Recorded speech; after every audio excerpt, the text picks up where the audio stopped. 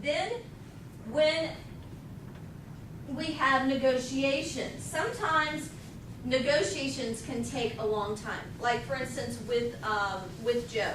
We're almost 2 years into this now. We're just now getting to the point to where we both feel extremely comfortable, as well as Mark has been pulled into the mix, and Lynn has been pulled into the mix, and Judy.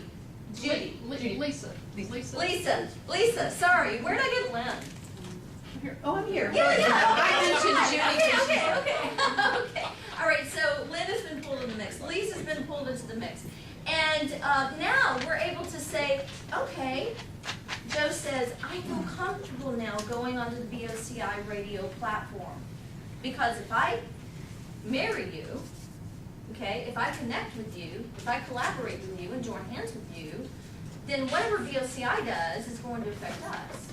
I'm in the same boat, okay? I'm over here paddling as well, saying whatever Talk Shop does is going to affect BOCI, okay? So that's why it takes so long to do those hard collaborations, those collaborations that involve a lot of thought, a lot of behind-the-scenes discussions, and a lot of value searching. Lots of coffee. Okay, one of the things that I say is you lay your bricks one at a time. You build your business one brick at a time. If you look at the entire scope of things, you become very overwhelmed. You cannot build a house in a day. So how has BOCI built in 2 years to the level of where we are? One brick at a time. Every day, I just do a little more, or my team does a little more, and if I look at the whole scope, I will become very overwhelmed. So I must just build it. How did I learn this? When I was writing a book of poetry a few years back, I didn't think I would ever finish the book, but guess what? I heard someone speak that said that they built their house one brick at a time. That helped me finish my book because I could sit down and write a paragraph and I had laid a brick. The same thing applies with your business. Build it one person at a time, okay? One business at a time, one networking group at a time. Whatever it is that you do, build it one at a time. When you lay one brick at a time, you are able to assess the foundation on a lay-as-you-go, or, on a pay-as-you-go, right? On a lay-as-you-go basis. And so, by one little brick, we connected, Talk Shop connected, Business Over Coffee connected, we laid a brick. We had our links out there. Now, we connect again, and Joe comes and speaks at one of our events. We laid another brick. Okay, so now we built this foundation on a lay-as-you-go basis. Rather than diving in deep, which I've done before, diving in deep, I suggest wading in slowly, all right?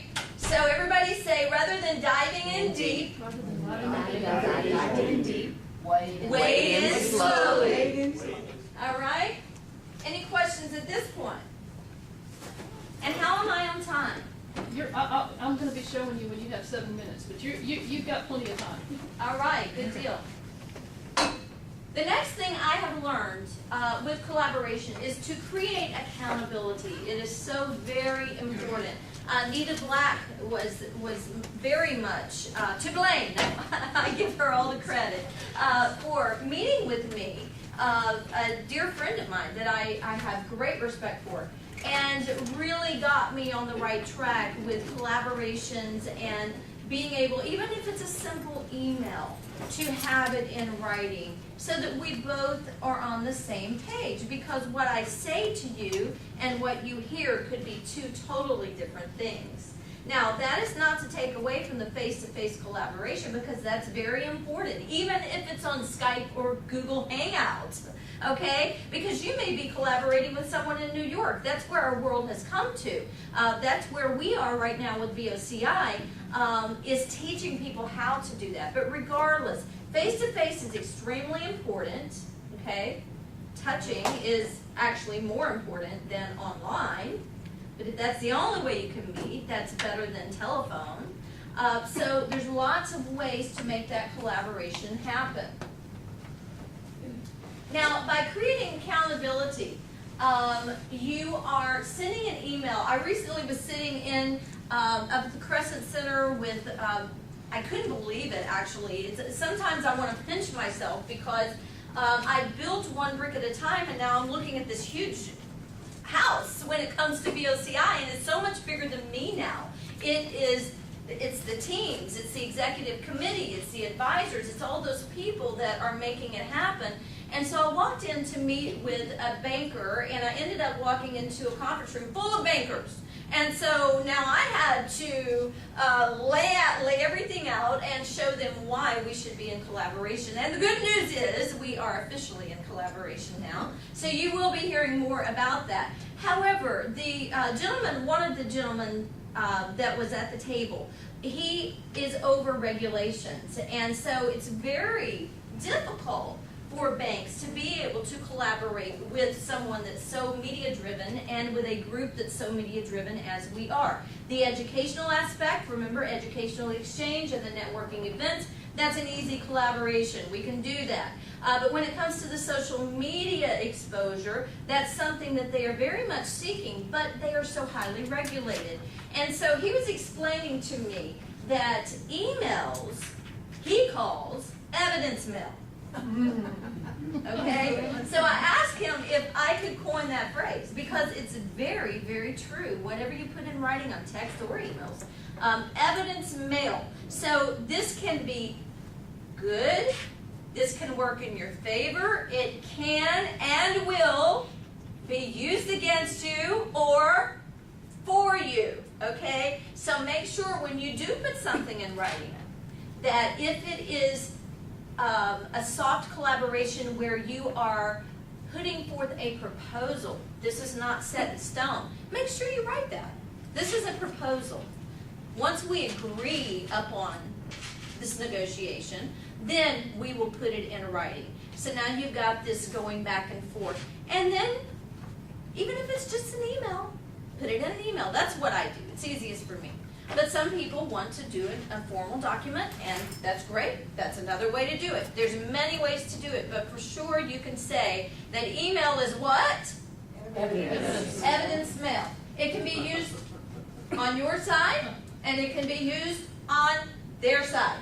So now we come to renegotiating from time to time.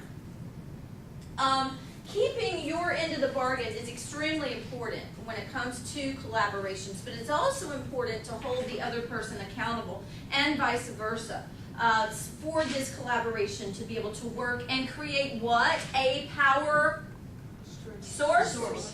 A power source, okay? In order to become powerful, we must both stick to the plan.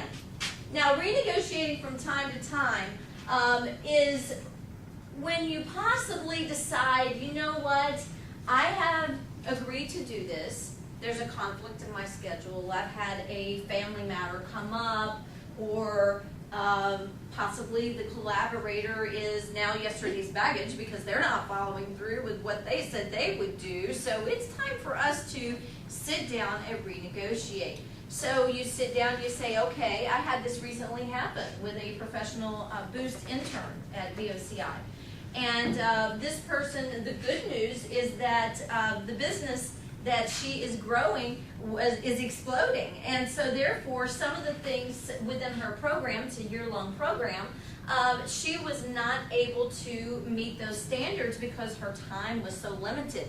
So we sat down and renegotiated her program based on the fact that I knew she wasn't staying home being lazy. I knew that she literally could not uphold the standards of what she had agreed to in the beginning. So we renegotiated. So that's extremely important. Sometimes when you go back to the renegotiation table, you realize that, you know what, I think the collaboration is over. At that point, what I suggest is that you leave the way you entered. Everybody say, leave the way you entered. Leave the way you entered. That is extremely important and something I have learned throughout life. is that when you enter the right way, normally. Okay? And so by entering the right way with the right pretense, when you leave, it may not be so happy. I mean, think about, a marriage and a divorce, the wedding versus the divorce day. It's not nearly the same.